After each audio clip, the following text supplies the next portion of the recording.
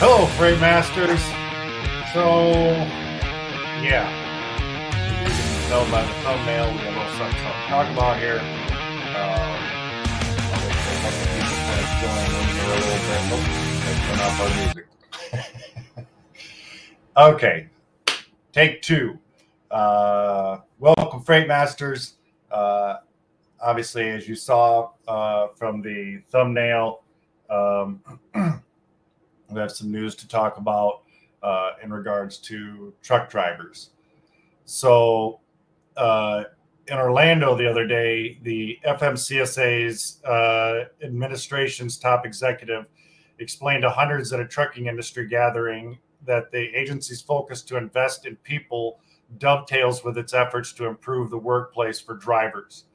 FMCSA Administrator Robin Hutchinson gave a keynote luncheon speech during the Truckload Carriers Association's annual convention. Thanking every trucker in the room, Hutchinson expressed heartfelt appreciation for their work and the important contributions to the national economy. Truck drivers, there's a quote, truck drivers dying in the workplace isn't acceptable. She emphasized, FMCSA is doing things to invest in people. The focus area goes beyond traffic safety statistics to examine the reasons behind accidents and unsafe practices and addresses prevention. For example, if a truck driver is speeding, she said it is important to understand if the driver is trying to make up some time lost, seeking a parking spot, or having a heavier workload from an industry-wide driver shortage. Whether you believe in the driver shortage or not, there's been talk on, about that. This is all quoted. So say yay or nay, I guess. And if you guys have any opinions on this, I would love to get your guys' comments on everything. She said it is important to know if drivers are spending enough time resting with loved ones or if they have been robbed in unsafe parking areas. These factors can contribute to road safety issues. No organization in the industry has not told us about the need for more truck parking, she commented, adding the Transportation Secretary Pete, I'm not even going to try to pronounce his last name, spent an all-day session last year dealing with truck parking issues.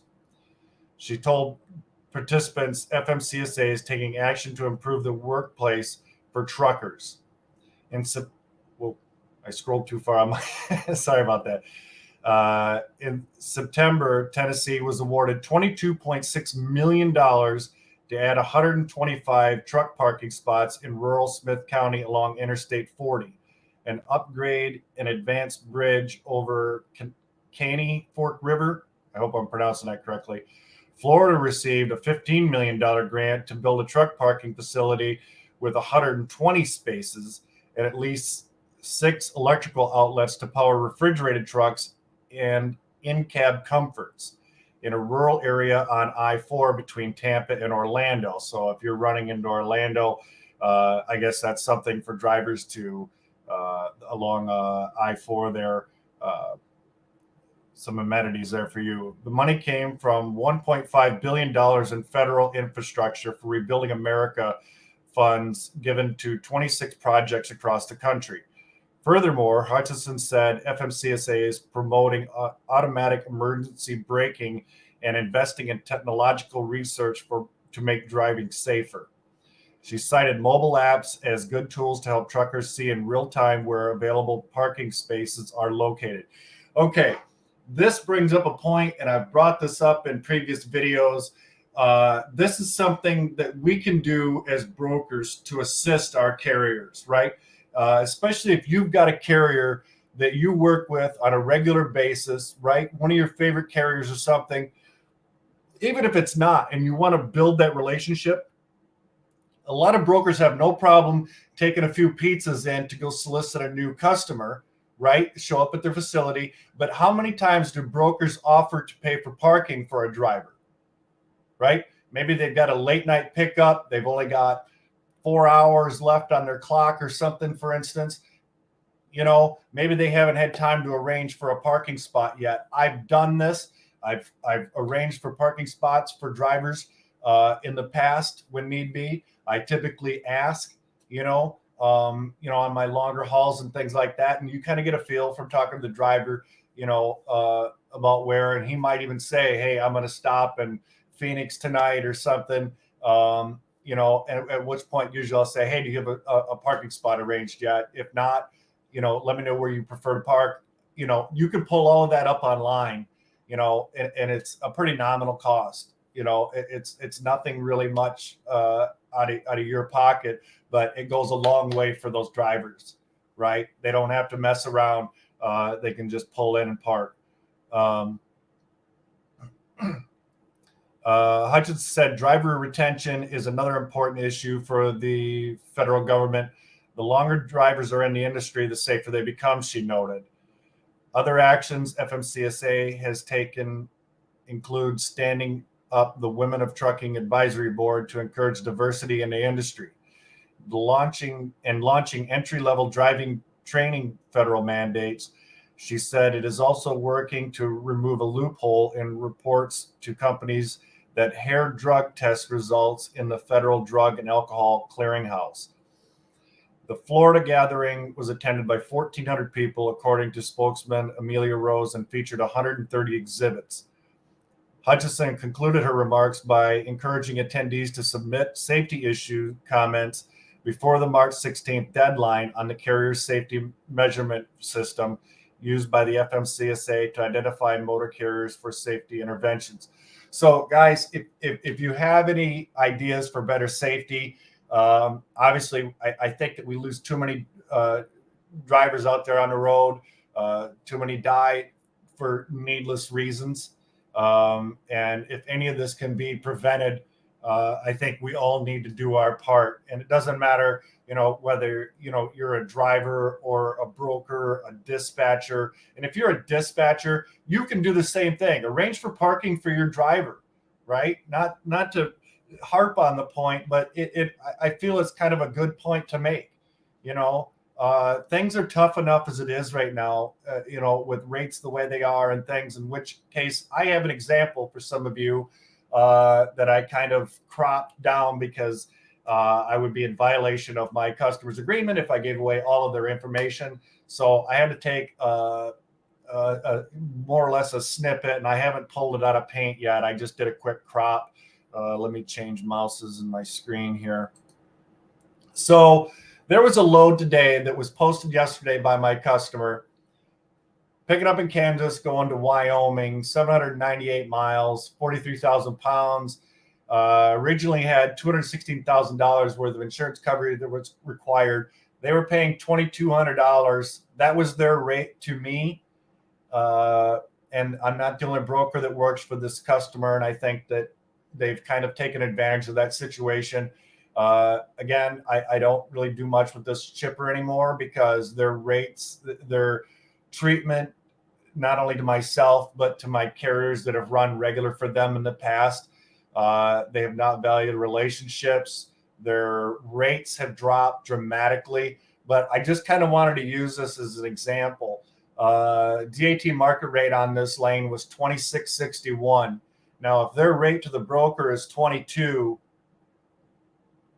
typically the broker's got to make at least $100 on this, but I actually pulled it up, looked to see who else was posting this load, and I saw it as low as $1,700.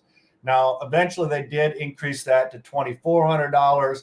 They dropped the insurance coverage to $150, and then they also raised it again to $2,600, and then which was almost at market rate to the truck, and then they increased it again to $2,600 or best offer. Now, I posted the full $2,600 on it, thinking if a truck wanted it for 26, I might even be able to get 27. I'll turn it into my customer for 28. We'll probably get it, right? But for those of you drivers out there that are complaining about rates, it's not just brokers.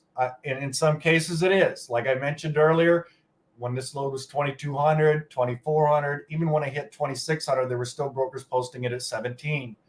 So yes, some brokers are taking advantage of the market, the rates the way they are, but and beyond. but not everybody is. And eventually somebody did book that load, but the highest I saw besides myself, which I had it posted at 26, I believe it was at 21. So whoever took it at 21, assuming that that's what you took it as, congratulations, you left $500 minimum on the table. We have a great credit score. We have great days to pay. If you're a regular driver with us, we offer, quick pay and everything. It's anywho, just my little bit of a rant. But I just kind of wanted to bring this to everybody's attention. Just kind of with the way the industry is right now, it's important that we take care of our drivers. Whether you're a dispatcher or a broker, whether you're a fleet owner, take care of your drivers. Okay. That's about all I'm going to say on that, guys. If you're looking for any additional resources, if you need a addendum to send to brokers because they don't have anything in their setup agreements in regards to detention or layover, we have a free download on the website, thetruckersresource.com.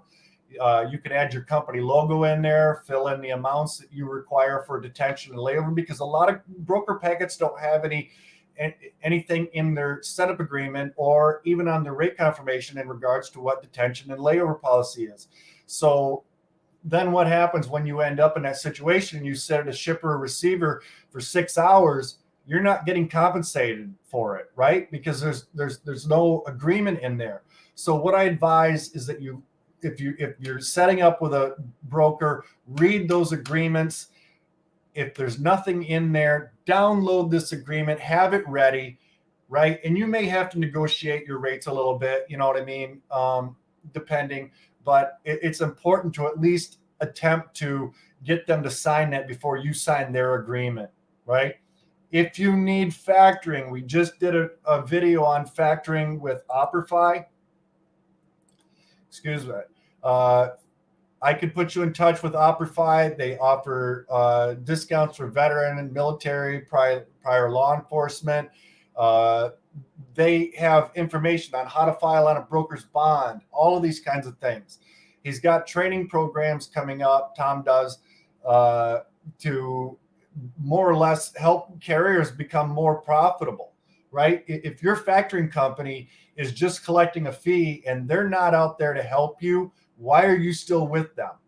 I've been in a situation before. In fact, I keep sending emails to my old factoring company. They're still not sending, they still won't reply to emails or phone calls. Text message, smoke signal, carrier pigeon, telegram, nothing.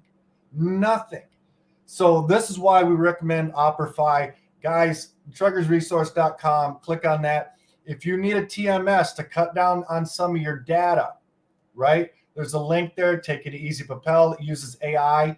There's an app.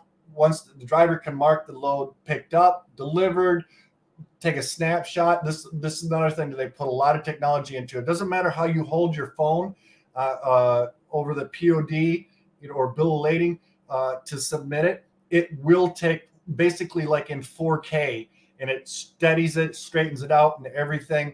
Uploads it to the system, and it's integrated with QuickBooks, and it basically can automatically send your invoice out to your factoring company or your customer. So whether you're a carrier, it's especially good for owner operators, carriers, dispatchers, and even brokers. If you're looking for news or anything else out there, guys, and if there's something that's not on the website that you would like to see, by all means, let me know. I'll put a look at it and maybe get it added on there for you. Even if it's something that I can add as another additional free download for you guys so that you have it, I'd be more than happy to do that. With all of that being said, I hope everyone is having a fantastic Tuesday and you're killing it this week. Keep a positive attitude, and as always, be kind to one another. Bye-bye now.